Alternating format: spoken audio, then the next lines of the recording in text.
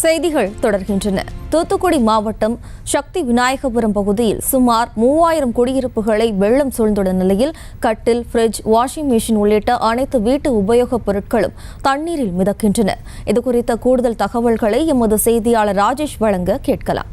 தூத்துக்குடி மாவட்டத்தில் கடந்த 2 நாட்களாக கனமழை பெய்து வரக்கூடிய நிலையில் சக்தி விநாயகபுரம் பகுதியில் நாம் இருக்கிறோம். இந்த பகுதியை பொறுத்தவரையிலே 3000க்கும் மேற்பட்ட குடியிருப்புகள் இருக்கின்றது. இந்த 3000க்கும் மேற்பட்ட வீடுகளிலும் தண்ணீர் சூழ்ந்திருக்கின்றது. இந்த பகுதி மக்களுடைய அந்த இயல்பு வாழ்க்கை என்பது பாதிக்கப்பட்டிருக்கிறது. ஏன்னா இந்த கிரவுண்ட் ஃப்ளோர் எல்லாமே ஃபுல்லா தண்ணீர்ல மூழ்கி இருக்கக்கூடிய காரணத்தால பொதுமக்கள் பெரும்பாலும் மாடிகளில் தஞ்சம் அடைஞ்சிருக்காங்க. ஒரு உதாரணத்துக்கு இப்ப இந்த வீட்டை பாக்குறீங்க நீங்க, இந்த வீட்டில் இருக்கக்கூடிய மக்கள் எல்லாமே இதுல வசிக்க முடியாதுங்கிறதுனால வேற ஒரு இடத்துக்கு போயிட்டாங்க. இப்ப நம்ம செய்திக்காக இப்ப உள்ள போறதுக்கு முயற்சி பண்றோம், ஆனா உள்ள போக முடியல. ஏன்னா கிட்டத்தட்ட உள்ள போனோம் அப்படின்னா கழுத்தை தாண்டி தண்ணி வரக்கூடிய நிலைமை இருக்கு. இந்த வீட்டுக்குள்ளே கேட்டுக்கிட்டே நம்மளால போக முடியல. இங்க பாருங்க, இங்க போக போக நமக்கு வந்து தண்ணியோட லெவல் வந்து ஏறிக்கிட்டே இருக்கு.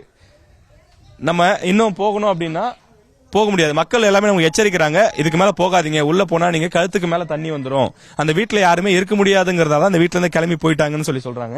அப்படி ஒரு மோசமான சூழ்நிலை, ரொம்ப அதிகமான ஆழம் இருக்கிறது. இதனால நம்ம இந்த வீட்டுல இப்போதைக்கு இங்கிருந்து எதுவும் பண்ண முடியாது. அதனால இன்னொரு வீட்டுல போய் நம்ம பார்க்கலாம். நான் முன்பே குறிப்பிட்டது போல இந்த வீட்டில் இருக்கக்கூடிய மக்கள் 3 நாட்களுக்கும் மேலாக தொடர்ந்து இயல்பு வாழ்க்கை பாதிக்கப்பட்ட நிலையிலேயே இருக்கின்றார்கள். தொடர்ந்து மற்றொரு வீடு, இந்த வீட்டுல இப்ப யார் இருக்காங்கன்னு தெரியல. இப்ப இந்த வீட்டுல போய் பார்ப்போம். நம்ம இந்த வீட்லயும் பாத்தீங்கன்னா ஆழம் அதிகமா தான் இருக்கும் போல தெரியுது.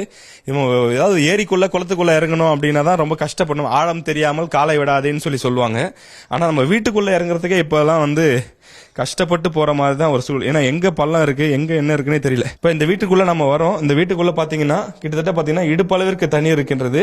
இடுப்பளவிற்கு தண்ணீர் இருக்கக்கூடிய சூழ்நிலை இந்த வீட்டுக்குள்ள எந்த பொருளுமே இருப்பதற்கான வாய்ப்பே இல்லை என்பதுதான் நமக்கு தெரிய வருகின்றது. என்றால் வீட்டில் இருக்கக்கூடிய அந்த பொருட்கள் அனைத்துமே சேதமாகி இருக்கக்கூடிய நிலையில தொடர்ந்து இந்த மக்களுடைய இயல்பு வாழ்க்கை என்பது வெகுவாக பாதிக்கப்பட்டிருக்கின்றது. இவர்கள் 3 நாட்களாக தங்களுடைய எந்த பணிக்குமே செல்ல முடியாத ஒரு சூழல் இருக்கின்றது. அதே போல வீட்டில் இருக்கக்கூடிய அந்த டேபிள், வீட்டில் அந்த பிள்ளைகள் பயிலக்கூடிய நோட்டு புத்தகங்கள் போன்றவை எல்லாம் கூட தொடர்ந்து பாதிக்கப்பட்டிருக்கக்கூடிய ஒரு சூழல் உருவாகி இருக்கின்றது. வீட்டுக்கு உள்ளேயே கிட்டத்தட்ட இடுப்பு அளவுக்கு தண்ணீர் இருக்கின்றது. வீட்டில் இருக்கக்கூடிய அனைத்து பொருள்களும் முழுமையாக பாதிக்கப்பட்டிருக்கக்கூடிய நிலையில அந்த வீட்டில் இருக்கக்கூடிய மற்றொரு அறையிலே நாம் இருக்கின்றோம். இந்த வீட்டில் பார்த்தீங்கன்னா இப்போ வந்து இந்த பெட் இருக்கு. இந்த பெட்டோட நிலைமையை பாருங்க. பெட் வந்து பார்த்தீங்கன்னா இப்போ முழுமையா வந்து தண்ணீரால முங்கி போயிருக்கக்கூடிய ஒரு நிலையை தான் பார்க்க முடியுது. இதற்கு மேல் பயன்படுத்தவே முடியாது என்ற ஒரு நிலைதான் இருக்கின்றது. இப்படிப்பட்ட ஒரு மோசமான சூழ்நிலை.